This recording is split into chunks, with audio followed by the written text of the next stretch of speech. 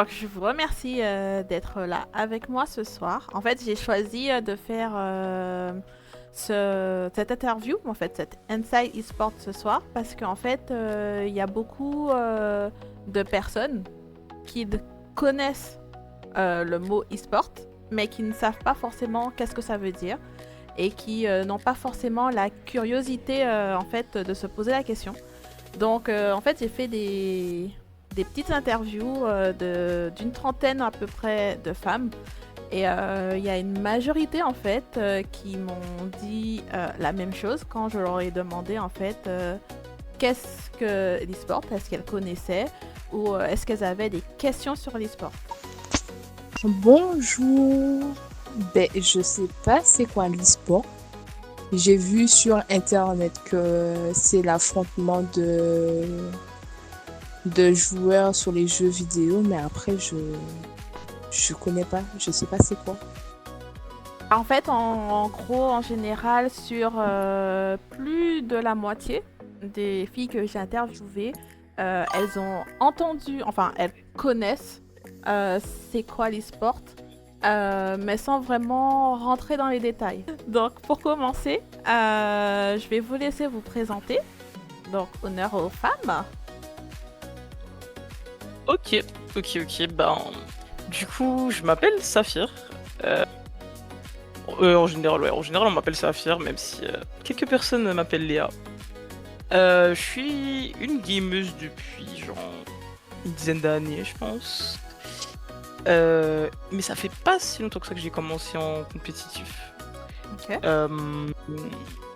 Je joue à des jeux divers, principalement des jeux en multi, mais ça dépend vraiment de la période.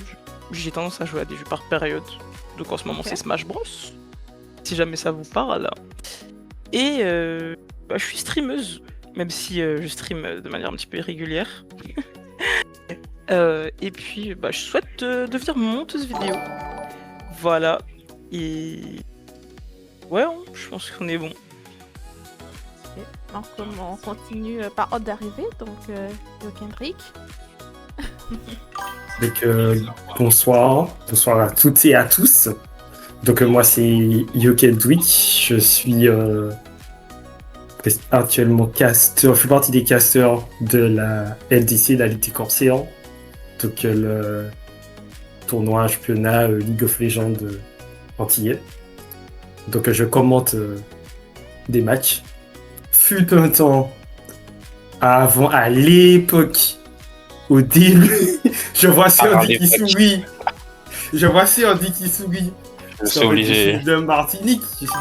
Et en fait, je fais partie, fut un temps, de l'équipe de Rising Opossum, qui est une association qui promouvoit promeut l'e-sport en Martinique, surtout sur les jeux de combat. Ils avaient décidé de se lancer sur League of Legends. Et fut un temps, j'étais dans leur team avec un certain Serdi en Anadis. Aïe. Mais bon, ça fait longtemps. Et du coup, maintenant, je suis plus caster parce que j'aime bien. Je prends de plus en plus de continuer dedans. Et voilà. Ok.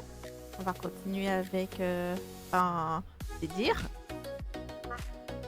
Alors bonsoir à tous, moi c'est Sirdi. Je suis dans l'univers de l'e-sport depuis mes débuts avec Rising Opossum, avec Yokendrek.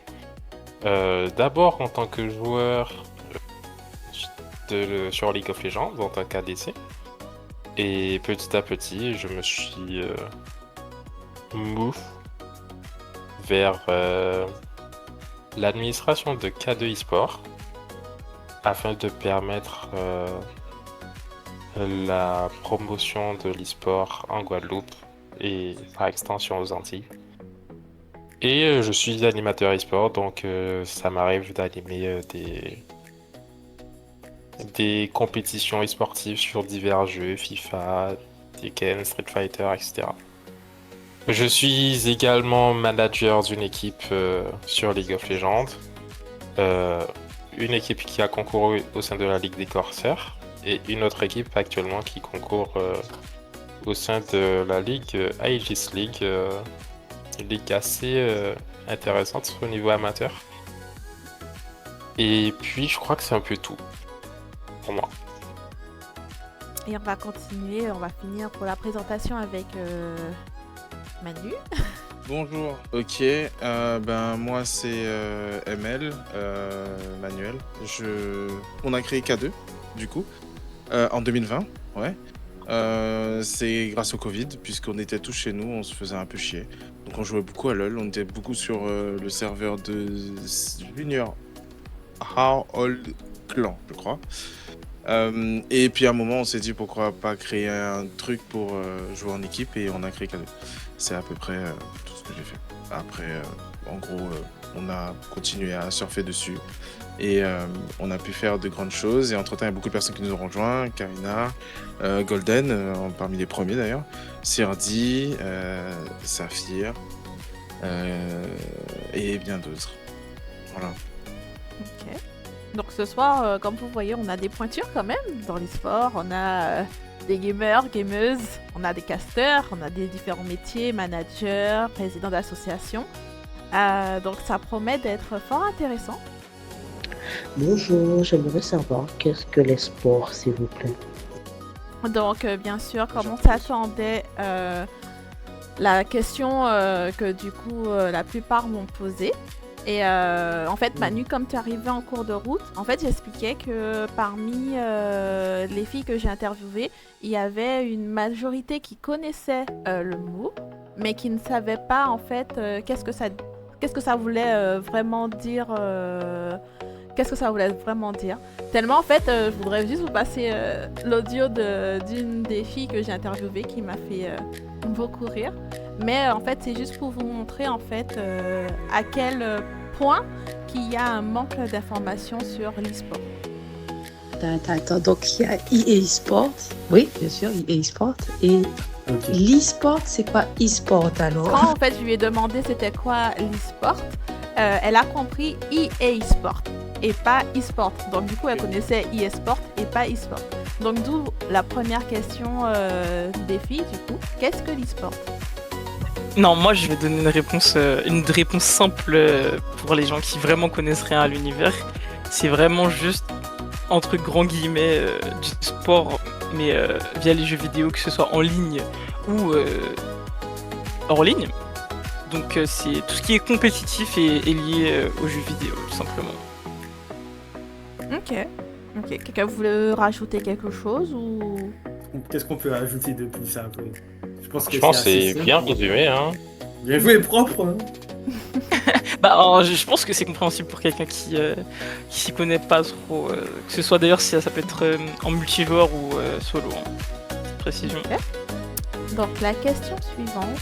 Effectivement, c'est pas forcément les jeux vidéo, parce qu'il y a des sports, ouais, pour parler d'Excel, mais même aux échecs, il y a chess en ligne, tu vois, il y a... C'est vrai, mais moi je parle de mon domaine, ok. C'est pas considéré comme un sport, les échecs? Si. Oui, c'est considéré comme un sport. C'est considéré. Daryl a raison, il y a de l'e-sport sur Excel en fait. Non, c'est juste que c'est des formules de fou. Non, moi, en vrai, il y a des compétitions. Il y a des compétitions du style. C'est vraiment tout ce qui a un aspect compétitif sur un support électronique. Donc, tout ce qui est ordinateur, PC, console, etc. Télé. C'est vraiment ça. Et ça peut être vraiment très varié. À partir du moment où tu organises une compétition sur peu importe le truc, ça peut être, je sais pas, un concours d'écriture sur Word, bah, je pense que ça peut être considéré comme de l'e-sport. Oui, dans le numérique, ouais. c'est ça. Oui, c'est ça, dans le numérique. Donc la question suivante. À partir de quel âge peut-on le pratiquer? Saphir? Ben, ok. Il n'y a pas vraiment d'âge à partir du moment où tu respectes la tranche d'âge des jeux en question. Hein. Si c'est sur un jeu qui est 3 ans et plus, selon moi, tu peux commencer à 3 ans, franchement. Non, plus sérieusement, je pense qu'il n'y a pas d'âge. Je pense qu'il y a beaucoup de personnes qui ont commencé à genre 7 ans, les compétitions. Donc, dès le moment où tu comprends le jeu auquel tu veux participer, c'est bon, je pense. Selon moi, après ça c'est moi. En fait, je vais rajouter que On va dire que si tu as un petit tournoi local, tu vois, un enfant pourrait y participer. Mais à des plus grands échelons, il faudra quand même l'autorisation parentale si tu es mineur. Ça veut pas dire que tu peux pas participer. Faut juste Juste ça, l'autorisation. c'est juste un complément d'information, mais sinon pour ça. Après, là, on C'est parle. Je pense qu'il faut que tu saches lire. Donc je dirais 6 ans, tu vois, il faut que tu saches lire. En vrai, j'avoue, je me suis pas penché sur la question. C'est-à-dire que je sais pas si t'as le droit de. Bah, je pense que tu peux avoir peut-être un accompagnant avec toi, Mais peut-être pour t'aiguiller, tu vois. Mais j'avoue que peut-être pour lire le règlement, moyen, il y a moyen. Après, il y a des gens qui savent lire à 5 ans, voire à 4 ans. Merci. Pour ma part, je dirais que c'est vrai que c'est une question sur laquelle je me suis jamais penché. Je pense que ça pourrait être un peu comme le sport classique, c'est-à-dire que on peut commencer à initier les enfants tôt, mais surtout les responsabiliser tôt, parce que du coup, si on ne les éduque pas et les responsabilise pas, ils peuvent confondre jouer et faire de l'e-sport.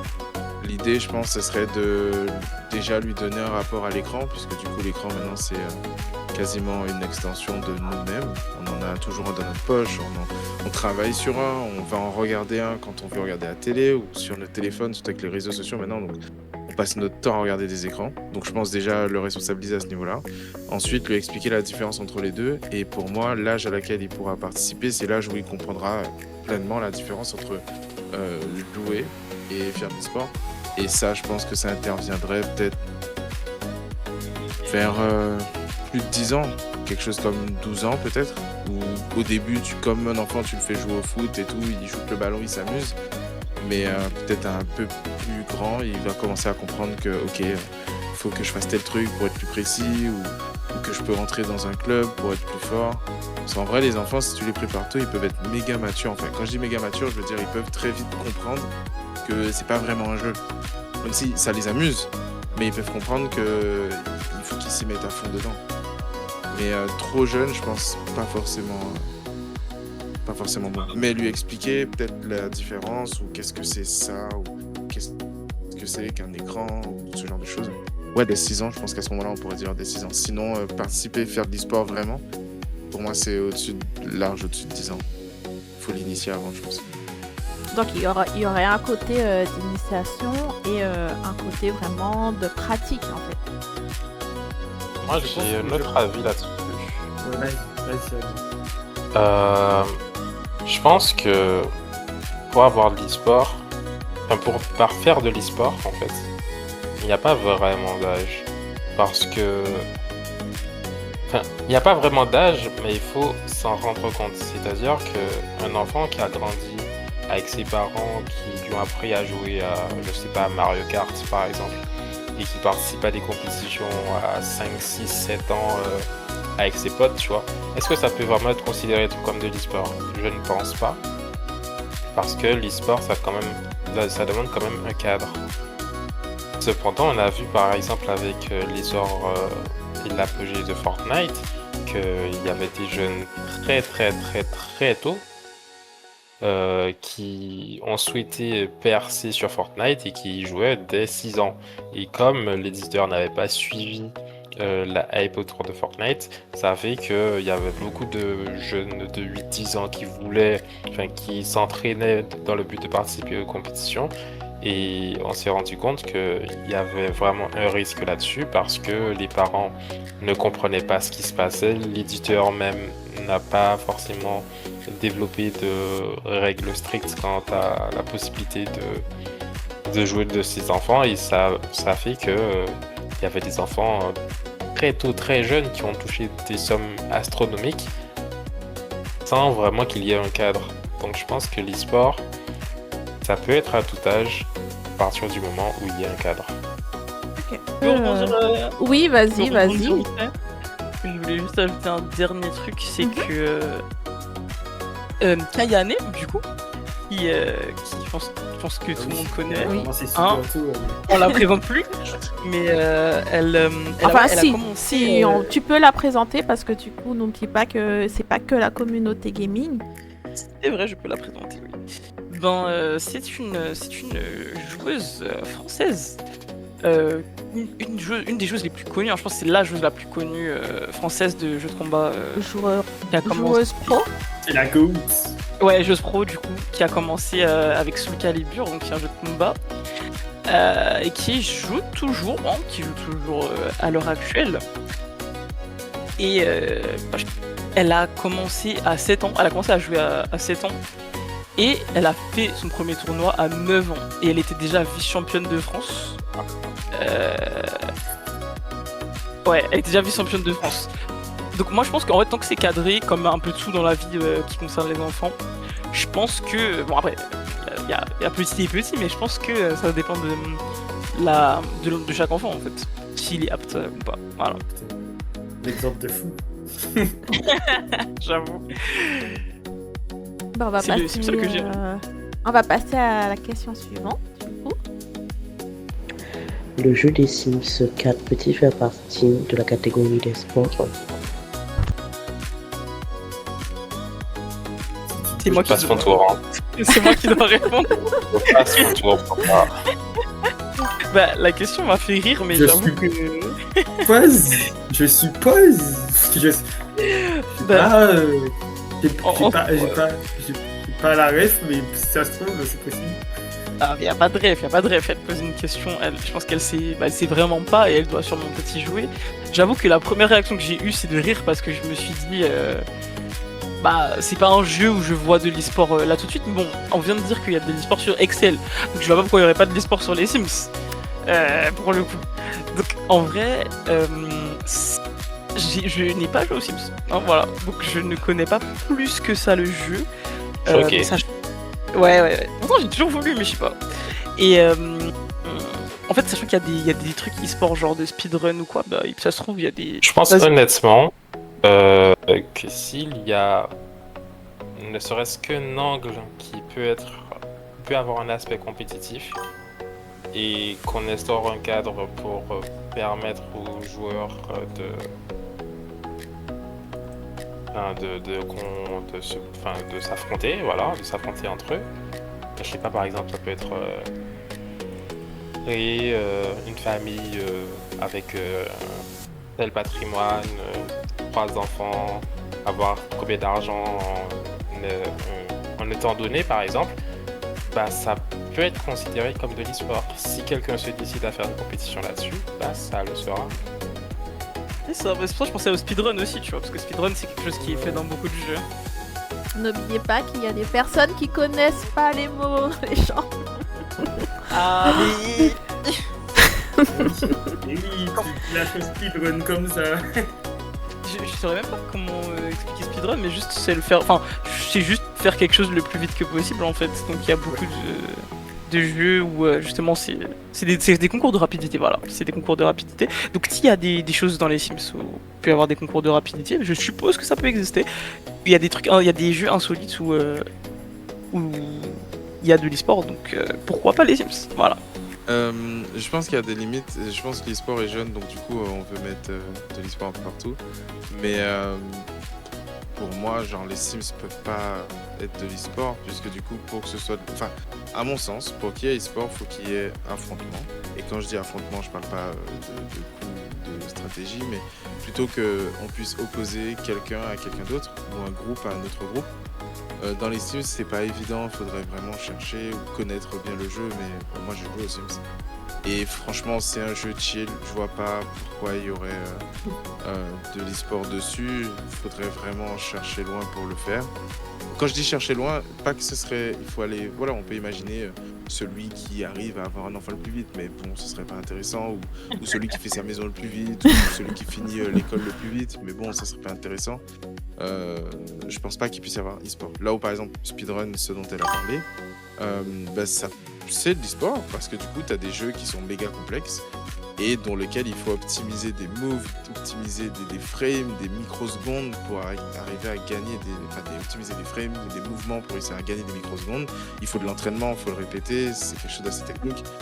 Là pour moi il peut y avoir e-sport, Excel aussi, comme on en parlait, genre il faut bien connaître les formules, aller vite, ce genre de choses.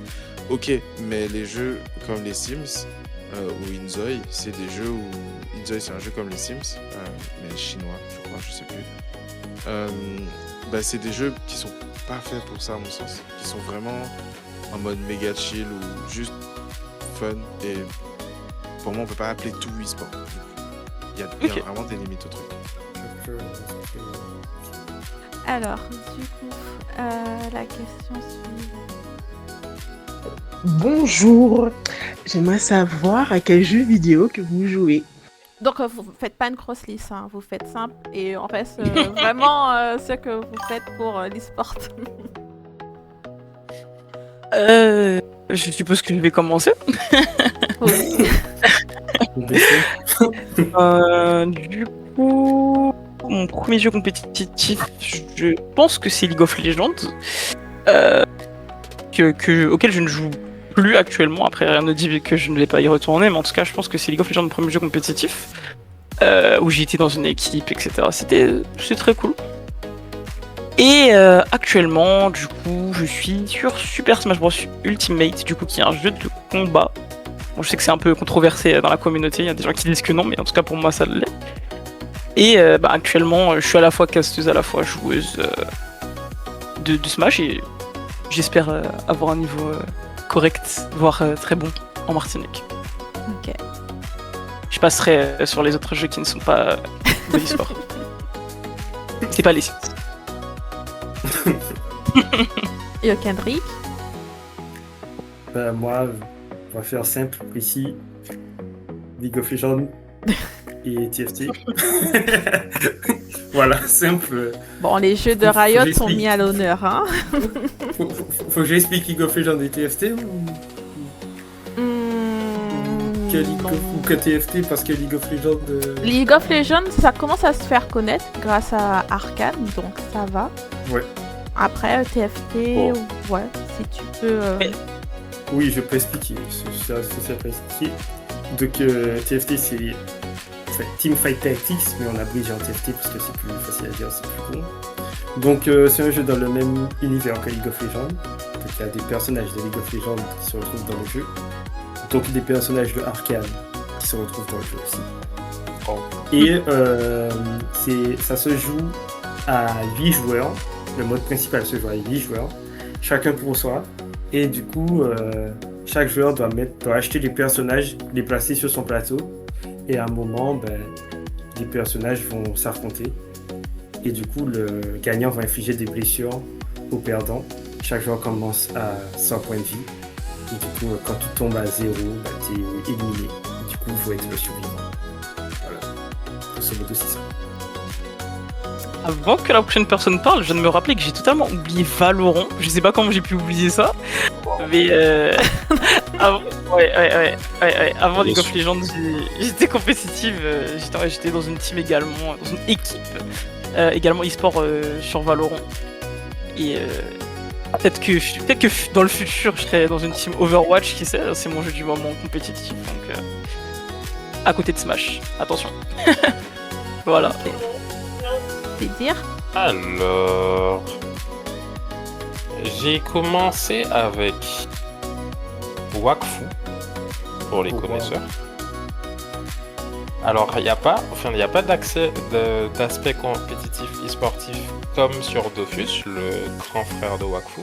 Mais j'ai commencé les jeux vidéo avec Wakfu et ensuite mon amour s'est tourné vers League of Legends. Et plus globalement l'univers Riot Games, donc League of Legends, Teamfight Tactics et Valorant. Et en ce moment, je joue à Football Manager, un jeu peut-être un peu connu, un peu niche des gens, mais que j'apprécie particulièrement. Donc si je devais m'arrêter à la gérer ces jeux-là, mais il y a quand même pas mal d'autres jeux qui m'intéressent. Et je joue un peu aux échecs à côté. Manu? Pour ma part, le premier jeu auquel j'ai joué, je sais plus si c'est Dofus ou Lascao, mais je pense que c'était en même temps. Dofus, c'est un peu stylisé, c'est-à-dire un jeu français d'aventure, au tour par tour. Et Lascao, c'est un MMORPG qui n'existe plus en Europe maintenant, mais qui existe, il me semble, en Russie et en Asie. Et dernièrement, j'ai été surpris de voir qu'il y a une rubrique Lascao sur Twitch.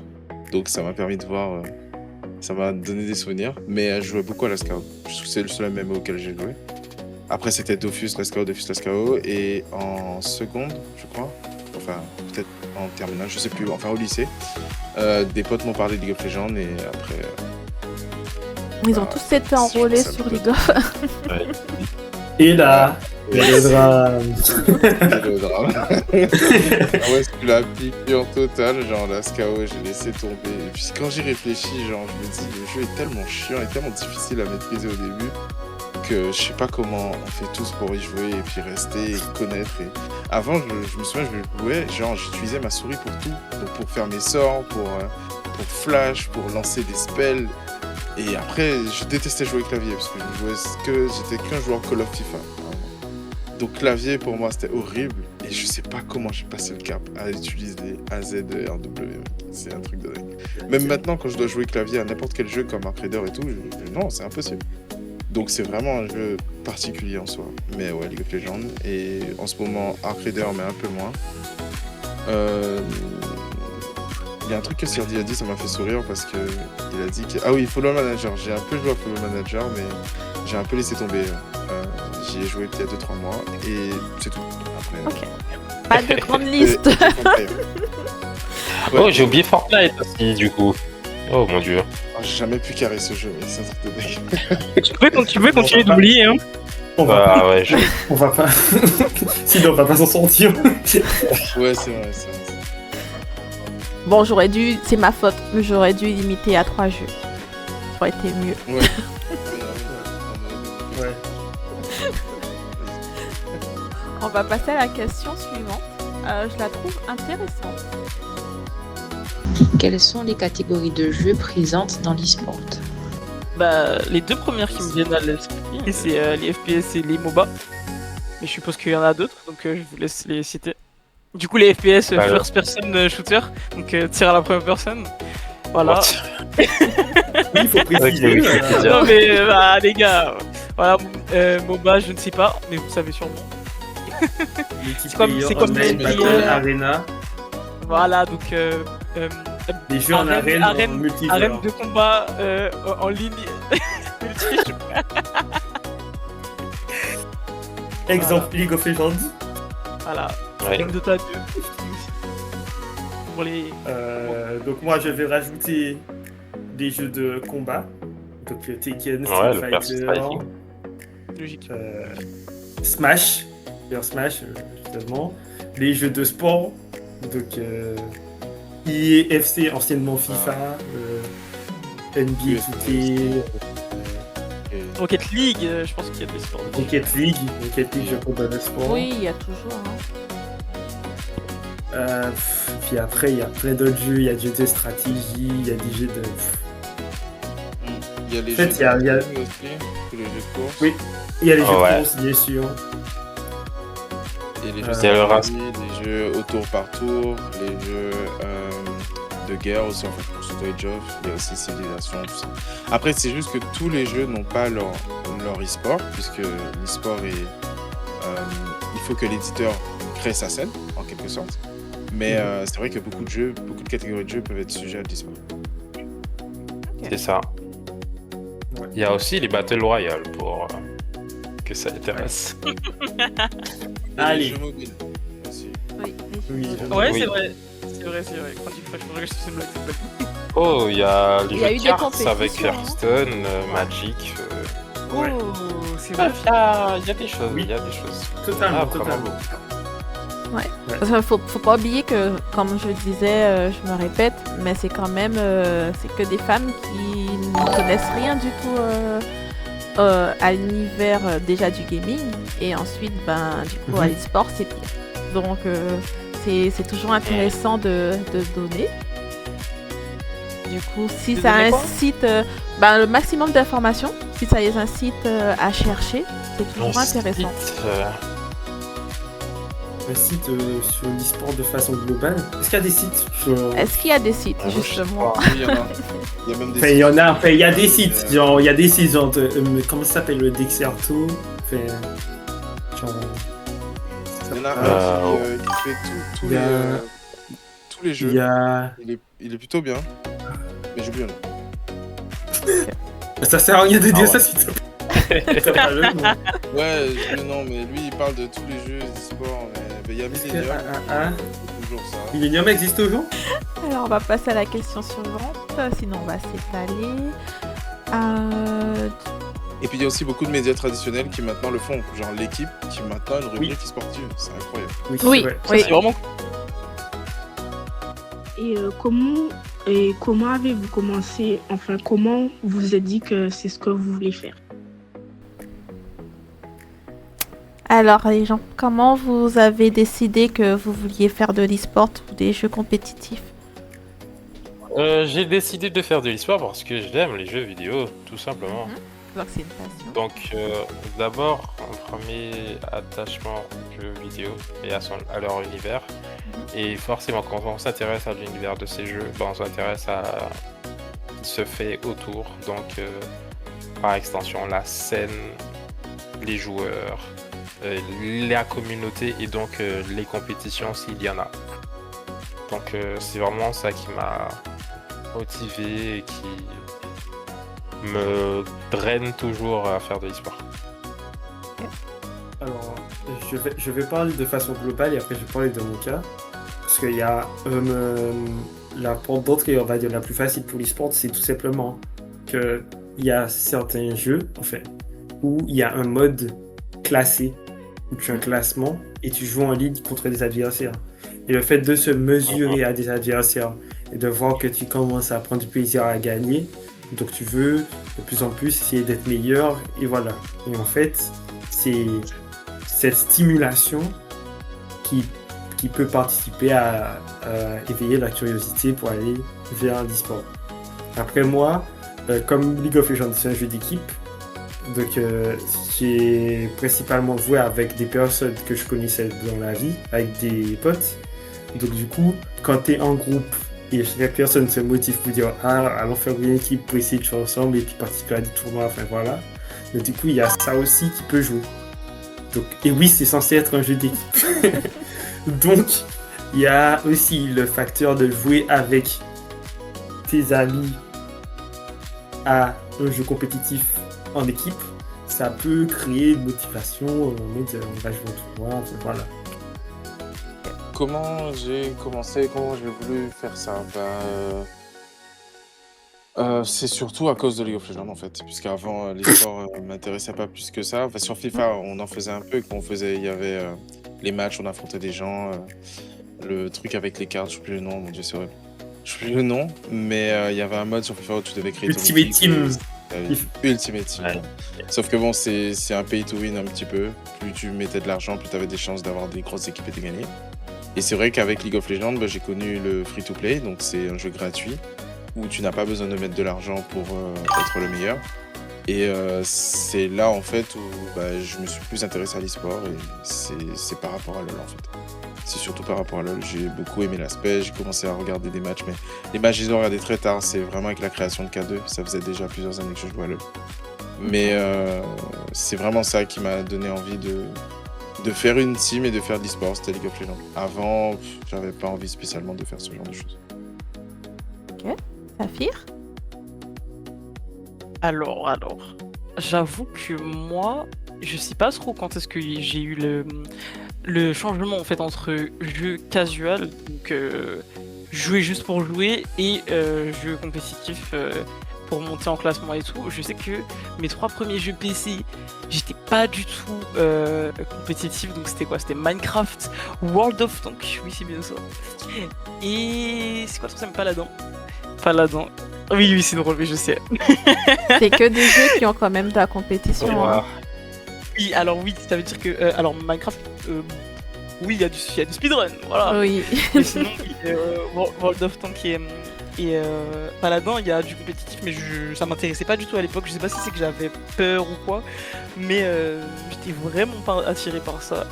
Puis il y a eu Valorant, et je sais pas trop comment, mais je suis devenue une joueuse compétitive qui a envie de monter en classement, qui a envie de s'améliorer, etc. Et maintenant, sur tous les jeux, c'est obligé qu'à un moment donné, je vais voir le petit bouton compétitif, classé, tout ça, je vais vouloir cliquer dessus, c'est sûr. Donc on pourrait dire que c'est surtout les classements en fait qui t'ont poussé en fait? Ben, je pense que c'est plus mon entourage en fait. Je pense que c'est plus mes amis. Je les ai vus dans ça et ça m'a. Je sais pas, mes yeux ont brillé. Je me suis dit, waouh, moi aussi je vais faire ça. Je pense que c'est ça. L'amour de la compétition. Je comprends. Ah ouais, clairement. C'est frustrant, mais c'est bien aussi. Oh, t'as une question de Daryl. C'était quoi ta nation de cœur sur World of Tanks? Oh là là, je me rappelle pas, j'avais 10 ans. J'avais 10 ans, c'était vraiment. C'était il y a longtemps. J'avoue que je me rappelle à peine du jeu. Mais je saurais pas te répondre malheureusement. Ok. Mais pas là-dedans, c'était incroyable. Ça a fermé d'ailleurs. Question suivante. Qu'est-ce que vous aimez le plus dans votre métier? Alors, qu'est-ce que vous aimez le plus dans votre métier? Alors, il faut répondre bien parce qu'en fait, c'est une jeune de 18 ans et que du coup, qui a connu l'e-sport grâce à l'association K2 e-sport et qui s'est intéressée. Et du coup, de savoir qu'il y a des filles qui jouent, ça l'intéresse. Donc, faut bien répondre, hein. Alors, qu'est-ce qu'elle veut dire par métier? Dans le métier de l'e-sport. Parce qu'en fait, on a parlé beaucoup de la scène e-sportive sur les joueurs. Mais du coup, par exemple, elle aime tout ce qui est organisation d'événements. Et elle a beaucoup aimé les organisations.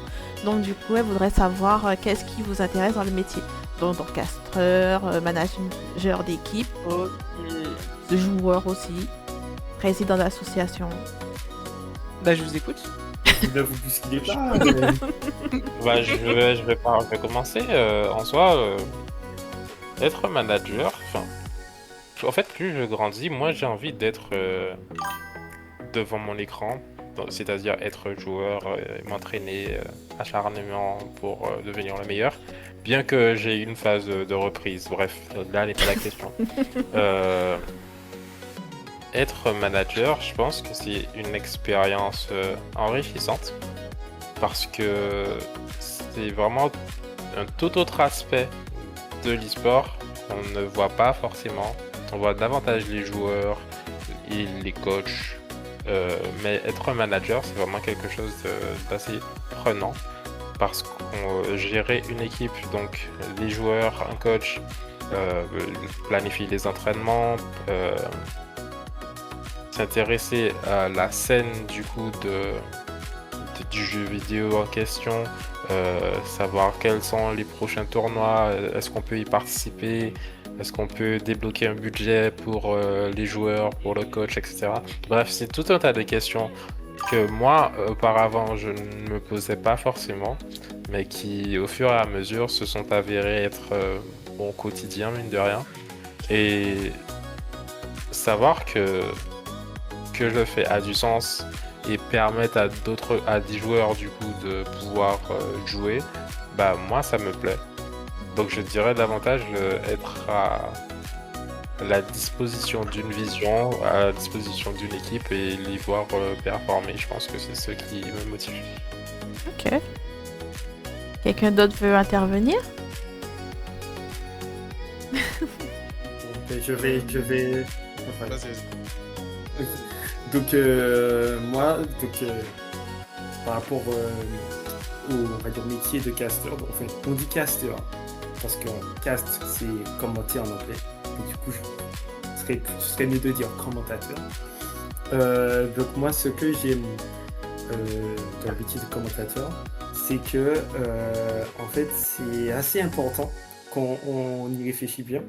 Quand on regarde par exemple le sport traditionnel, ben, les commentateurs, c'est qui te donnent envie de regarder le match, tellement que même si tu ne regardes pas la télé, si tu entends, tu vois, ça peut t'attirer. Tu peux être impliqué dans le match en fait, même si tu le regardes pas, mais tu entends les commentaires. Et du coup,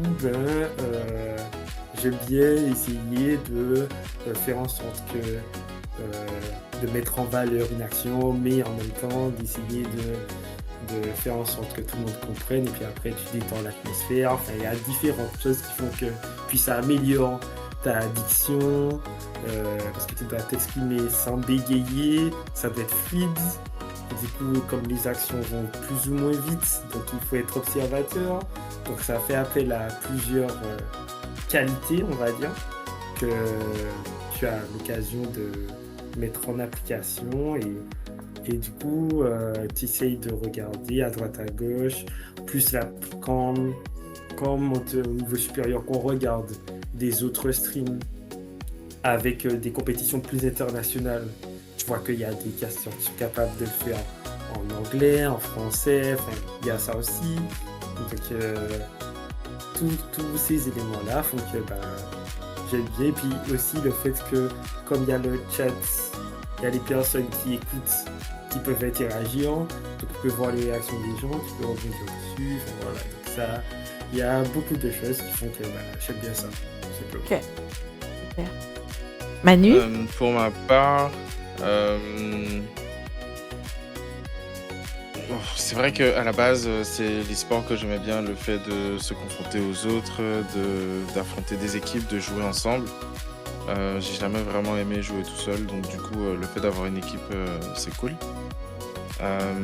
Et après, créer une association, tout ça, c'est pas vraiment ce qui me plaisait, mais c'était plus le fait d'avoir une équipe, de structurer les choses, d'avoir un parcours, d'avoir des maillots, une appartenance et tout et tout.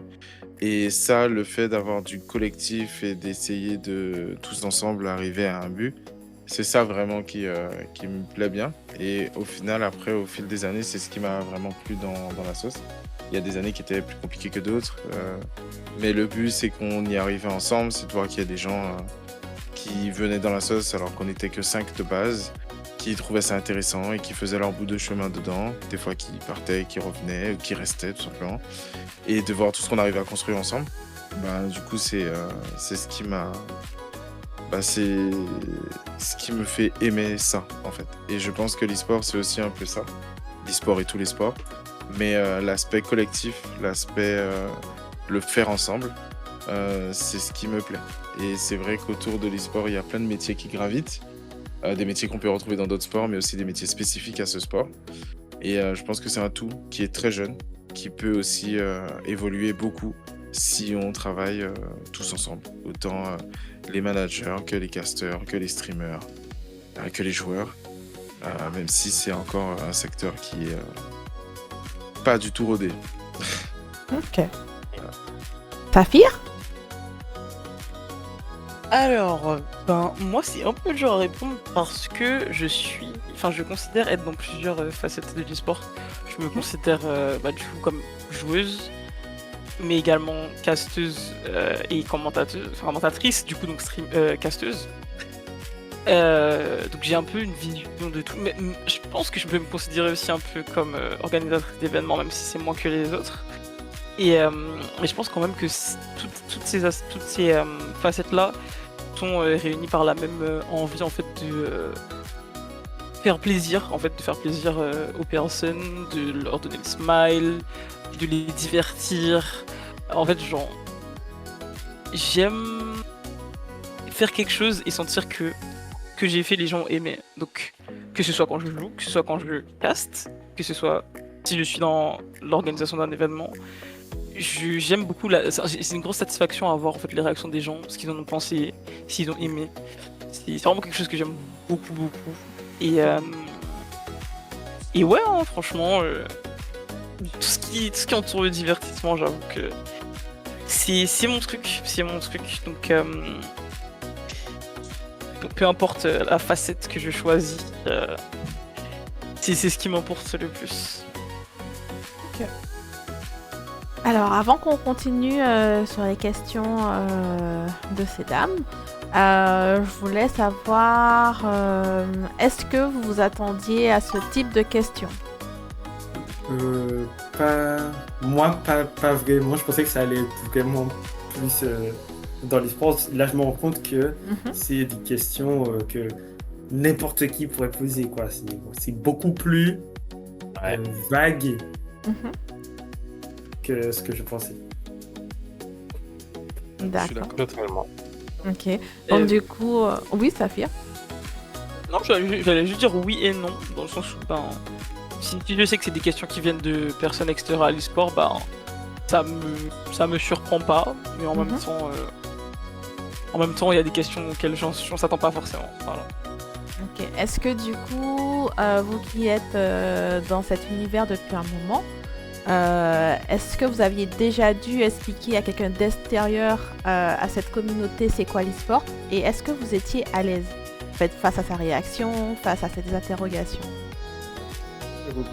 Je vais commencer. Donc, du coup, moi, ça m'est arrivé puisque il n'y a pas beaucoup de personnes. Enfin, dans mon entourage, on va dire, quand je partage, que ce soit sur les réseaux ou sur WhatsApp, quand je partage par exemple des streams ou des contenus en rapport avec l'e-sport, les personnes qui vont voir, on va dire qu'il y a, 15% qui savent à peu près c'est quoi l'e-sport et le reste ne connaissent pas du tout. Ça veut dire que j'ai déjà eu plusieurs fois été confronté à des situations où c'est quoi que tu m'as partagé là, je suis allé, j'ai cliqué sur le lien, j'ai rien compris, enfin voilà. Mais j'étais pas surpris, j'ai expliqué tranquillement. Je suis pas. Et après, une fois que j'ai expliqué, la personne soit elle comprend et dit oh ok, soit elle a une réaction du style ah mais il y a de la compétition sur des jeux. Voilà. Et comment tu te sens, comment tu t'es senti justement à ce moment-là? Est-ce que tu étais frustré? Est-ce que ça t'a fait te poser des questions ou pas? Je me suis pas mal senti parce que déjà que je pense que surtout pour l'ancienne génération, je pense qu'il y a certaines personnes qui voient déjà le concept de jeu vidéo de mauvais œil, ils ont une mauvaise image du jeu vidéo. Et du coup, si on te dit qu'il y a de la compétition et que tu peux potentiellement gagner de l'argent, donc ils n'ont pas du tout la vision, mais je suis conscient de ça, tu vois. Donc, ça ne m'impacte pas plus que ça. Ok. Est-ce que quelqu'un d'autre veut partager ou on continue? Ouais, je peux. Pour ma part, oui, j'ai déjà eu à le faire. Est-ce que j'étais à l'aise? Pas au début, mais maintenant, oui. Moi, dans le cadre dans lequel j'ai eu à le faire, c'est dans le cadre de l'association. Avant, même quand on était 5 joueurs qui jouaient, du coup, on n'avait pas à le faire parce qu'on jouait entre nous et c'était que... Enfin, pas vraiment entre nous, on faisait des compétitions, mais c'était qu'entre personnes de la communauté.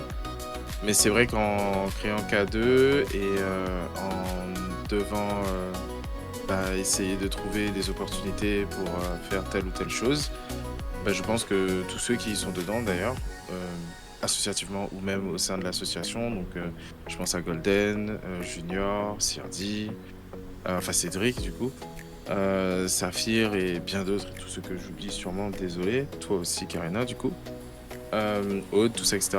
Du coup, on a été confrontés à devoir discuter avec des personnes qui ne connaissent pas du tout le secteur et qui étaient curieux, mais qui n'avaient pas la vision, comme dit Yukandri. Du coup, il fallait leur expliquer, comme à des enfants, c'est pas péjoratif. Quand on comprend pas quelque chose, le plus simple, c'est d'essayer d'imaginer qu'on l'explique à un enfant. Et de faire comprendre que c'est pas quelque chose de bizarre, que c'est pas ce qu'ils pensent que c'est, puisque Yukandri a raison, les gens ont une mauvaise vision de l'e-sport en général, enfin pas de l'e-sport mais des jeux vidéo, parce qu'ils ne savent pas vraiment ce qu'est l'e-sport. Et c'est nouveau sur le territoire. Avant nous, il y avait essentiellement quelqu'un qui s'appelle Seiken, c'est son pseudo, et Giga évidemment, qui existe depuis longtemps, qui en parlait, donc ils n'étaient pas nombreux. Et je pense que avec nous et les d'autres structures qui ont été créées, les gens en parlent de plus en plus, donc c'est de plus en plus simple. Mais c'est vrai que c'est un peu particulier de l'expliquer à quelqu'un qui ne comprend pas, parce qu'il ne voit pas comment un jeu vidéo peut être de l'e-sport, alors qu'il conçoit très bien qu'un jeu comme le foot, le basket, le ping-pong ou le tennis puisse être du sport. Alors qu'à la base, c'est un jeu comme un autre. Mais c'est vrai que la conception est différente, c'est du jeu vidéo, je comprends parfaitement. Et donc ça peut être un peu difficile à expliquer à ces personnes au début. Mais après, à force de le faire, on arrive à l'expliquer mieux, à faire comprendre que c'est quelque chose qui existe, à montrer comment c'est ailleurs. Mais c'est vrai qu'au début, c'est toujours un peu particulier. Parce qu'ils te prennent pour un fou, Ils se disent waouh, donc vous restez enfermés dans vos chambres à jouer à des jeux vidéo comme ça. Donc du coup c'est tout un peu particulier à expliquer. Ah là là. Mais grâce à des gens comme Tony Parker, Gérard Piquet, Lil Wayne, Snoop Dogg, tous ces gens qui investissent dans l'e-sport, qui ont des clubs pour certains, des universités carrément pour Tony Parker, du coup ça démocratise le truc et c'est des noms qu'ils connaissent. Donc du coup ils se disent ah ouais, Gérard Piquet il a fait son club, incroyable. Donc Ouais. du coup ça crédibilise le truc de ouf. Donc c'est bien qu'ils fassent ce genre de choses. Quelqu'un d'autre veut ajouter quelque chose ou on continue? Non, moi ça va. Moi j'allais juste dire que j'ai pas vraiment souvent eu à expliquer ça. La majorité des personnes dans mon entourage connaissent, mais soit elles connaissent parce que moi-même je partage beaucoup de choses en lien avec ça et que du coup elles vont peut-être réagir et moi je vais répondre. Donc au fur et à mesure les personnes connaissent du coup via ce que je partage. Soit juste mon entourage est beaucoup composé de gamers. Après, comment dire, j'aime beaucoup en fait justement expliquer aux gens ce que c'est, parce que c'est quand même quelque chose qui me passionne, donc j'aime beaucoup l'expliquer. Mais j'aime pas non plus perdre mon temps et mon énergie pour rien. Ça veut dire que si je ressens que la personne a juste envie de critiquer en fait et de dire que ah bah non, comment c'est pas un sport, comment ça, non. J'avoue que il peut m'arriver de ne pas avoir envie de perdre mon temps avec ce genre de personnes si je vois qu'elles ne veulent pas avoir d'explications, elles veulent juste râler. Ok. Bah super. On va continuer. Est-ce que le e-sport permet une intégration facile pour les personnes en situation d'handicap? Alors là, c'est une sage-femme et elle demande justement est-ce que l'e-sport permet une insertion facile pour les personnes handicapées? Alors si je peux commencer, parce que ça Oui. c'est vraiment un truc super sympa, parce qu'on a fait, il y a un an, on a fait un truc sur des personnes en situation de handicap pour l'e-sport, donc la réponse pour moi c'est non, très clairement non. En tant que joueur et même autre, après il y en a, c'est peut-être plus simple dans d'autres métiers qui sont déjà connus comme commentateur, mon streamer c'est plus indépendant, on va pas vraiment l'inclure dedans. Mais non parce que après on a fait il y a 1 an ou 2 ans, et pourtant on avait déjà fait pas mal d'événements avec A2. Et je ne savais pas qu'il existait des manettes faites pour les personnes en situation de handicap. Je savais qu'il y avait des jeux, mais c'est vrai que je m'étais jamais posé la question s'il y a jeu, il y a manette et comment ils font. Si certains n'ont pas de main ou certains ont les mains, je sais pas si vous avez déjà vu, mais qui sont fermées ou qui ont du mal à ouvrir. Donc l'e-sport n'en parle pas, n'y pense pas même. Et pourtant, je pense qu'il y en a certains qui pourraient très bien fonctionner si on faisait des choses adaptées pour eux, parce qu'il y en a certains qui sont pas forcément diminués mentalement, qui sont voire même très intelligents, très rapides, qui sont capables de faire ce genre de choses, ça les stimule plus qu'autre chose, mais dans le milieu compétitif on ne l'a pas adapté. Après c'est peut-être parce que c'est vrai que bon, dans d'autres sports ça existe, les jeux para-olympiques, les sports je ne sais pas comment ça se dit, mais c'est vrai que dans les sports, je pense que c'est une discipline pas encore assez mûre, qui a vécu assez pour être bon à ce niveau-là. Mais c'est vrai qu'elle pêche à ce niveau-là. Non, pour moi, clairement, l'e-sport ne met pas en avant les personnes en situation de handicap. Pourtant, les créateurs de jeux et de consoles, sûrement parce que c'est aussi des clients qui consomment, donc c'est de l'argent comme d'autres, mais ils ont mis en place des possibilités pour permettre à ces personnes de jouer à des jeux vidéo. Que ce soit Xbox ou que ce soit Sony, il existe des manettes qui leur permettent de jouer. Il existe des systèmes qui leur permettent de fonctionner, de jouer comme une personne, j'allais dire normale, mais non, ça se dit pas. Valide. Comme une personne, comme une autre, valide, voilà. De jouer, merci, à un jeu auquel nous, on pourrait jouer. Et c'est vrai qu'on n'y pense pas. Et donc pour moi, ça, c'est le gros point négatif de l'e-sport. Mais c'est encore jeune, l'e-sport, donc il y a du travail à faire. Quelqu'un d'autre veut intervenir? Il a tout dit. Ouais, je trouve qu'il a bien résumé. Ok. Ouais. Après, Ouais, je pense que ça dépend du handicap aussi. Je pense que ça dépend du handicap aussi. C'est vrai. Il y a beaucoup d'handicaps. Donc, après, moi, je me rappelle. Alors, ils jouent plus actuellement.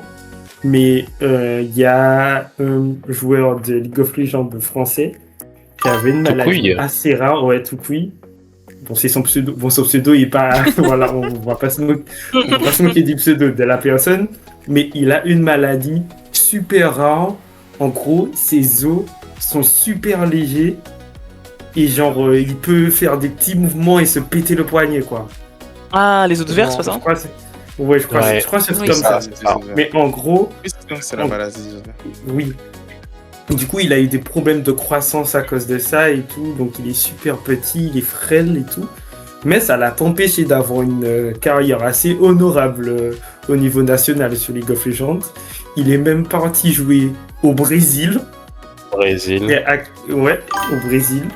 Et du coup, actuellement, il joue pas, mais il est genre streamer, enfin, créateur de contenu au Brésil. Il parle super bien portugais, super bien intégré, le gars. Tranquille. Donc, malgré sa maladie super rare qui pourrait être perçue comme un handicap vraiment important, puisque c'est un jeu où il faut être précis avec tes mains. Un handicap, hein. Et du coup, c'est vraiment chaud et il a pu avoir une carrière honorable. Donc, ça lui a pas, son handicap ne l'a pas empêché d'atteindre le haut niveau. Beaucoup de personnes qui ne joueront pas aux jeux vidéo ont du mal à comprendre l'export. Que devriez-vous leur dire pour qu'elles comprennent vraiment votre activité de votre quotidien? Voir qu'est-ce que vous pourriez dire à tout le monde en fait pour qu'ils comprennent votre activité et c'est quoi votre quotidien. Pour répondre à cette dernière question, je voudrais faire cas par cas et je voudrais commencer avec Sidir justement, toi qui a plusieurs casquettes dans l'e-sport. Du coup que tu es beaucoup au cœur de cet écosystème et donc comment tu expliques que l'e-sport reste encore très peu connu du grand public? En vrai, c'est une question assez délicate parce que ça demanderait quand même une analyse un peu plus approfondie. De mon expérience, je pense que l'e-sport se démocratise beaucoup plus qu'il y a quelques années. Je pense que maintenant, on peut clairement dire que des jeunes jouent beaucoup plus aux jeux vidéo qu'auparavant. C'est déjà une chose. Et le fait qu'ils jouent aux jeux vidéo, bah, ça permet qu'ils s'intéressent par la suite, ou pas du tout d'ailleurs, à l'univers compétitif de ces jeux. Alors, que dire? Je ne sais pas. Je pense qu'il faudrait simplement laisser le temps faire les choses. Et ensuite, on peut espérer que les générations futures s'intéressent davantage à tout ce qui est compétition. Parce qu'on le remarque, les nouvelles technologies aident vraiment pas mal à l'émergence de l'e-sport. L'IA arrive, de nouvelles technologies, que ce soit sur PC ou console, bah on en voit tous les jours. Et petit à petit, ça se fera. Il n'y a pas forcément à forcer les choses. Et ça se fera. Concernant mon activité, bah, tous les jours, je dois quand même voir ce que mon équipe fait. C'est-à-dire voir s'ils s'entraînent, voir s'ils arrivent à avoir des entraînements, des équipes à qui affronter pour s'entraîner. Je dois m'assurer que l'ambiance au sein de l'équipe est bonne, que le coach s'entend bien avec les joueurs, que le coach a de quoi travailler. Tout ça, ça fait partie de mon quotidien et je dois me tenir informé de ce qui se fait dans l'équipe parce que c'est moi le manager. Enfin, comme j'ai géré 2 équipes pendant un temps, bah, je dois aussi m'assurer que les joueurs seront présents au match, qu'il n'y ait pas d'imprévu ou ce genre de choses. C'est vraiment un travail continuel qui demande quand même un certain investissement. C'est vrai qu'on est quand même dans le cadre associatif, donc c'est sûr que ce n'est pas comme d'autres structures sportives à échelon international, Mais c'est le travail de tous les jours qu'on aime bien, tout simplement. Ok. Donc du coup, même si c'est dans le cadre associatif, tu as dit que c'est de l'implication, tu avais quand même à gérer 2 équipes, c'est quand même du temps. Est-ce que tu pourrais dire que c'est au même niveau qu'un manager, par exemple, dans un club de foot ou pas? Je pense que oui, tout autant. C'est vrai que les prérogatives ne sont pas les mêmes parce que manager d'une équipe de foot, bah, ça se fait davantage en physique. Là où quand tu es un manager d'une équipe sportive, bah, tu as quand même cet aspect où c'est en distanciel, derrière un écran si on veut, mais il faut quand même faire les mêmes activités, se poser les mêmes questions, etc. Ok. On va continuer avec Yoken Rick. Quand tu casques, est-ce qu'il y a, s'il y a une femme dans l'audience, est-ce que tu adaptes ton discours ou est-ce que tu te poses même pas la question, est-ce que tu parles normalement? Alors, je parle normalement dans tous les cas. Après, sur Twitch, si j'ai l'avantage de pouvoir suivre le chat, je peux voir des personnes qui arrivent en premier sur le chat. Et s'il y a des personnes, si je sais qu'il y a des personnes qui connaissent pas le jeu, je peux reformuler ou revenir sur le but principal du jeu, ou en tout cas l'action que je suis en train de commenter, ou l'expliquer plus lentement une fois que ça s'est fait, pour montrer que c'était vraiment impactant et les conséquences.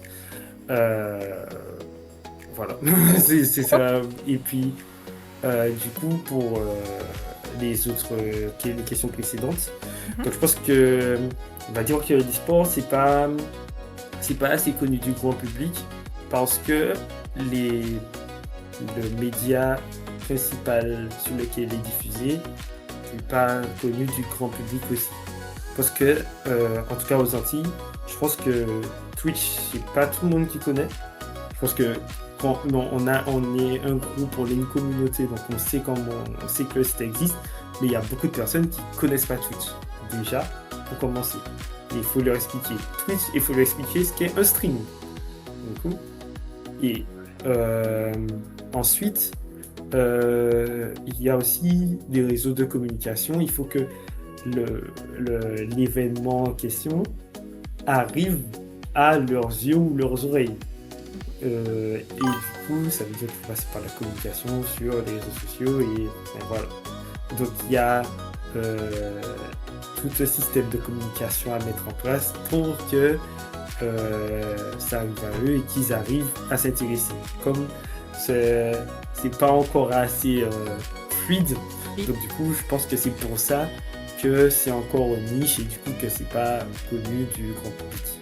Ok, mais justement, comme tu as expliqué en fait c'était quoi un caster, tu as parlé justement des matchs de foot, de basket. Est-ce que tu vois un parallèle justement à ce manque de communication et quand même à ce manque de connaissances? En fait, je m'explique parce que quand tu parles de foot, moi je m'intéresse pas au foot. Il y a beaucoup de personnes qui s'intéressent pas au foot et donc du coup on va pas forcément regarder la communication. Mais il suffit qu'un voisin regarde un match de foot, ben, la première personne qu'on va entendre, ben, c'est le caster, le commentateur. Et on va se dire, ah, ben, ça c'est un match de foot. Est-ce que tu saurais faire un parallèle entre la communication et justement ce métier de caster? Je pense que c'est là où chaque caster doit avoir, on va dire, sa patte ou sa valeur ajoutée, pour que la personne reconnaisse que lui c'est ce qu'il fait, tu vois. Et je pense que le football, les sports en général, en fait ils ont déjà une base, enfin, c'est déjà commun, enfin, tout le monde sait ce qu'est le football, le basket et tous les autres sports dits traditionnels, donc du coup il n'y a pas besoin de faire tout ça d'explication, enfin voilà. Je pense que vu que l'e-sport c'est quelque chose de plus niche, il faut essayer d'intégrer des éléments qui sortent du lot. En tout cas moi c'est ce que j'essaye de faire, c'est d'essayer de mettre je sais pas moi, des tournures de phrases qui sont un petit peu décalées. Et c'est pour essayer d'éduquer les gens et de se dire, ouais, bon, c'est peut-être niche, mais il y a des gens qui utilisent ça, donc peut-être qu'il y a un truc qui se passe. Qui se passe, ok. Voilà. Et avant de passer à Saphir, est-ce que tu pourrais nous parler du quotidien du poste? Alors, puisqu'il y a il faut savoir que, on va dire que sur League of Legends, parce que c'est du League of Legends que je commente, il y a du League of Legends compétitif pratiquement tous les jours de la semaine sur Twitch. Donc du coup, je peux regarder un stream, un match qui se passe quelque part dans le monde, et pas forcément en France. Et du coup, voir comment la personne commente, comment elle gère, je sais pas moi, sa respiration, des détails comme ça, ou sur quels endroits la personne se concentre. Donc ça peut être des regarder, écouter des retransmissions de matchs. Voilà. Donc ce serait ça. Ok. En fait, pour elle, un jeu compétitif, c'est similaire à un jeu casuel. C'est un jeu qu'on peut jouer tous les jours, un jeu simple, quoi. Ok. Ben alors, elle a pas totalement tort, parce que tu peux jouer de manière casuale à un jeu compétitif, et ce pendant toute la vie en fait. Enfin, tu peux toujours y jouer de manière casuelle et ne jamais toucher au compétitif si tu n'as pas envie en fait. Tu peux y jouer sans même réfléchir à quelconque stratégie, tu peux y jouer juste pour le fun. Même si en fait c'est un jeu compétitif, c'est le cas de beaucoup de jeux. Enfin, les premiers qui me viennent à l'esprit, c'est Smash Bros ou peut-être, je sais pas, Valorant. Enfin, peut-être pas Valorant, mais en tout cas, tu peux totalement y jouer de manière casuale. C'est vraiment comment toi tu choisis du jeu et Parce qu'en fait, elle classe vraiment en fait l'e-sport dans un jeu casual en fait. Pour elle en fait, quand on parle de jouer, il n'y a pas de compétition en fait. C'est juste jouer et en fait c'est juste que quand elle entend compétition, il y aura juste un gagnant et un perdant en fait. Ben ok, je sais pas, ok. Ben comment expliquer. En fait, je sais pas si c'est une bonne comparaison, mais enfin, depuis tout à l'heure on parle de foot, il y a des gens qui jouent au foot comme ça le soir avec leurs potes. C'est pas la même chose que des footballeurs qui c'est le métier en fait. C'est-à-dire que moi, si je suis en compétition, en fait, le fun limite passe en second. C'est-à-dire que limite ça devient quelque chose de sérieux et qui est plus important pour moi, c'est de gagner avant de m'amuser. Après, c'est pas le cas de tout le monde. Ça c'est mon point de vue. Mais je pense que tout jeu compétitif peut être joué casuellement. Mais tout jeu casual, je pense pas, ne peut pas forcément être joué compétitivement. Pardon. Ok. Justement, après, ça peut faire question de débat, ça peut être matière de débat, mais je voudrais vraiment avoir ton point de vue, toi qui es une femme dans le gaming. Est-ce que tu penses que cette confusion entre jouer pour le plaisir et jouer en compétition peut influencer sur le fait que certaines femmes, justement, ne s'intéressent pas à l'e-sport ou qu'elles creusent pas en fait? C'est possible qu'en fait l'aspect compétitif ce soit pas quelque chose qui les attire au premier abord, parce que peut-être qu'elles voient le jeu justement comme juste un moyen de s'amuser et uniquement un moyen de détente, hein, parce que bon, la compétition c'est pas quelque chose qui est associé à la détente quoi. Donc c'est possible que de base elles se disent moi je veux juste jouer pour le fun, j'ai pas d'intérêt en fait à être une compétitrice. Après aussi peut-être qu'elles voient ça de manière très peut-être qu'elles trouvent ça inaccessible, peut-être que juste il leur manquerait quelque chose en fait pour peut-être voir comment ça se passe de près en fait, genre on leur explique que c'est pas forcément ce qu'elles croient, que faut pas forcément avoir un niveau de fou pour genre commencer, et que ça peut avoir son fun en fait, ça peut avoir son fun justement d'être compétitif.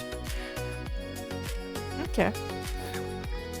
Justement, par rapport à tes réponses, Est-ce que tu pourrais expliquer c'est quoi un gamer ou une gameuse dans l'e-sport?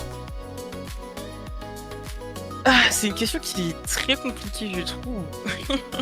Pour t'aider, Parce- est-ce que je rajouterais, est-ce que c'est forcément un joueur ou une joueuse compétitive ou est-ce qu'on peut avoir un rôle dans la scène e-sport? Alors, pour moi, c'est pas forcément obligé de jouer à des jeux compétitifs pour être un gamer, mais tu peux être dans la scène, tu peux faire partie de la scène e-sport sans être un gamer. Puisque si par exemple tu fais partie de l'organisation d'événements, du cast, tu peux être caster ou commentateur sans être un gamer, selon moi. Je pense que gamer c'est plus tu joues à des jeux, t'aimes beaucoup, t'es passionné, enfin pas forcément passionné, mais en tout cas t'aimes beaucoup jouer, que ce soit pour le plaisir ou pour la compétition. Mais je pense pas que tu sois forcément un gamer si tu es dans l'e-sport. Que si t'es organisateur d'événements, t'es pas forcément un gamer à mes yeux. Après c'est assez controversé. Donc, voilà, je sais pas trop. Ok. On va passer au meilleur pour la fin. Donc, Manuel, toi qui es président d'une association e-sportive. Tu m'as oublié, tu vas poser la dernière question. Là, on peut dire en fait qu'elle est devenue une association active dans le développement de la scène e-sport aux Antilles. J'ai envie de savoir, enfin, je pense qu'aussi que tout le monde a envie de savoir d'où est venue vraiment la motivation, l'envie et l'objectif en fait de développer la structure. Parce qu'en fait, tu nous as dit que tu as d'abord créé par rapport à que ce soit un club. Ben, en fait, tu aurais pu rester juste au club. Mais tu as quand même continué. L'association existe toujours. Donc, qu'est-ce qui te motive? Qu'est-ce qui t'a donné l'envie? Ça rejoint un peu ce que je disais tout à l'heure, c'est de le faire à plusieurs. Je pense honnêtement que si déjà on n'aurait pas pu faire une team si j'étais tout seul, même si c'était encore informel. Mais la première chose qu'on a faite quand on a créé la sauce, c'est que je leur ai dit qu'on le fait à 5. J'avoue que j'ai proposé l'idée, ils ont été réceptifs, mais honnêtement, si aucun d'entre eux n'avait été chaud, je l'aurais pas fait. C'est peut-être un défaut, mais j'ai très peu confiance en moi et je suis un peu peureux. Donc du coup, c'est peut-être pour ça que je n'aime pas jouer seul et que j'aime bien faire des choses ensemble. Mais c'est surtout ça en fait qui m'a donné l'envie de créer la sauce. Et ensuite de la développer, quand il y a eu d'autres personnes qui sont arrivées, je crois que, mis à part l'équipe de 5 qui avait de base quand on jouait à LoL à 5, la personne qui est arrivée tout après, c'est Golden, donc ça fait partie des premières personnes. Et ensuite, je sais pas trop, honnêtement, ce qui s'est passé. Je pourrais pas dire qui est arrivé avant, après, etc. Mais il y a eu de plus en plus de monde. Et puis, on s'en rend pas compte, et c'est vraiment une phrase de vieux, et je me rends compte, putain, je vieillis trop. Mais le temps passe vite, tellement vite. Et du coup, je sais pas ce qui s'est passé, très honnêtement. Et d'un coup, on était 30. D'un coup, on était 40. D'un coup, on s'est mis à faire des événements toujours plus gros. Et c'est toujours dans la même vibe. Il y a toujours des gens qui sont venus dans la sauce et qui nous ont poussé à aller plus loin. Et qui m'ont poussé à vouloir faire plus. Donc c'est surtout grâce à toutes ces personnes. Donc même maintenant, ça continue. Quand je vois Sirdi, Karina, Junior, Oxy, Yokendrick, Saphir, et tous les nouveaux joueurs, Weasel, ML9, Mohamed, et tous ceux qui sont dans la sauce, Daryl. Et c'est grâce à eux en fait que j'ai eu la force d'aller plus loin. Joao, des nouveaux comme Kurama, je connais pas tous les noms, je suis de moins en moins là sur le serveur. C'est chiant, mais c'est comme ça. Et pour beaucoup, sont devenus des amis. Il y a beaucoup de moments aussi où il y a beaucoup de taf. Parce que même si c'est grâce à eux, c'est souvent, je me retrouvais souvent moi à faire les dossiers, ça prend du temps. Ça sacrifie quelque chose, la vie sociale, le temps de jeu, la famille un peu, parce que du coup, Aude, avec qui je suis marié pour le coup, la sauce passait parfois avant elle. Ensuite, il y a elle qui s'est beaucoup investie à partir de la 3e année de la matos. Il a commencé à faire les mêmes sacrifices que moi et ça aussi, ça m'a beaucoup aidé. Donc on a fait ça à deux. Et ce qui était très beau quand on faisait ça. Et ça, c'est vraiment super. Et c'est ce qui me donnait à chaque fois envie de faire d'autres événements. Jusqu'à l'événement que je trouve qui est pour moi le plus incroyable. C'est le K2U en 2024 qui était un événement pour récolter des dons pour la Drépano. Et c'est pour moi, je pense, l'événement qui m'a le plus fait me dire que en fait, peut-être je suis pas une merde et à plusieurs on peut faire vraiment des trucs mais vraiment incroyables et que chacun à notre niveau on arrive à construire quelque chose de ouf. Donc il y a déjà à mon niveau quand je fais le dossier et au niveau des dehors quand ils sont présents, quand ils me disent viens je peux t'aider, quand grâce à ça on peut faire ce truc là. Je pense à Sirdi qui est resté genre des heures et des heures jusqu'à très tard pour remplir les bonbonnes d'essence ou sinon lui aussi qui la veille il y avait un truc un peu bizarre où il y avait une fenêtre qui était ouverte et les streamers étaient pas sereins. J'avais pas pensé à la partie où il fallait surveiller leur PC. Et du coup, je suis resté jusqu'à peut-être minuit, 1h du mat à surveiller. Et puis t'as Sirdi qui m'appelle, qui me dit t'inquiète, je peux rester jusqu'à 6h du mat quand tu vas revenir. Il est resté jusqu'à 6h du mat. Et ce genre de truc est vraiment incroyable quand t'as ça en fait. Parce que t'as une partie où que tu le veuilles ou non, on peut pas le faire pour toi. C'est la partie des dossiers, c'est ton fardeau. Tu peux pas vraiment le porter tout seul. Quand je dis les dossiers, c'est aller chercher les sponsors, aller chercher les fonds, avoir des idées d'événements, essayer de porter le truc. Mais ce qui est beau, c'est de voir que le jour J, en fait, t'as des gens qui sont là. T'as des gens qui sont là pour t'aider. Et ça a toujours été la même chose du début à la fin de K2. Et pour quelqu'un d'assez insécure comme moi, du coup, c'est juste... C'est tout, en fait. Si j'étais tout seul, j'aurais pas fait K2. Il y a des moments où j'étais tout seul, au début. Jamais vraiment été longtemps. Mais c'est ça, en fait. C'est que j'ai jamais vraiment été longtemps. Mais justement... On était 5. C'est ce qui a fait la différence. Justement, par rapport à ton expérience, par rapport à ton vécu, tu nous l'as dit plusieurs fois, tu as commencé tu as fait beaucoup de choses seul, tu as commencé avec une équipe de 5, ça s'est développé, il y a une communauté en fait maintenant. Toi en tant que président, si quelqu'un est face au stream là en ce moment, qu'est-ce que tu pourrais lui dire pour qu'il développe sa structure aussi? Honnêtement, quand j'ai dit que je me souviens pas de ce qui s'est passé, je me souviens vraiment pas de ce qui s'est passé. Vous avez 4 heures. Je sais pas comment on a fait pour passer de 5 débiles qui jouent à LoL et qui se disent... Il a dit débile, hein. Le bot à genre maintenant. Mais je pense que ce qui a fait la différence, c'est... c'est la passion. C'est la passion, oui, c'est vrai.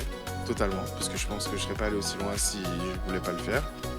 Au-delà du fait que s'il y avait des gens avec moi, je l'aurais fait. Et ne jamais désespérer, parce que quel que soit, enfin, il y a des secteurs qui sont plus durs que d'autres, et je pense que l'e-sport dans la Caraïbe fait partie des secteurs plus durs que d'autres, parce que les gens connaissent pas, parce que la majorité des gens qui ont un poste qui permet de décider si ton assos a des sous ou pas dans le secteur privé, ils ont l'âge de nos parents, et on sait tous ce qu'ils pensent de l'e-sport, donc c'est très difficile de les convaincre. Et de pas penser que si t'as pas de sous tu peux rien faire. Notre premier événement on n'avait pas de sous, on a mis de notre poche pour offrir des skins et ensuite on a offert des PC, on a récolté 12 000 €, on a offert des setups entiers, donc du coup tout doit commencer petit au début, ça peut être des skins sur LoL et ça peut se transformer ensuite à des centaines de milliers d'euros pour faire un événement comme celui à Carrefour, ça peut être... Ensuite, des cash price à 500 balles. Je crois même qu'une fois, on en a fait à 700 balles, mais après, on s'est dit qu'on va arrêter de craquer notre slip.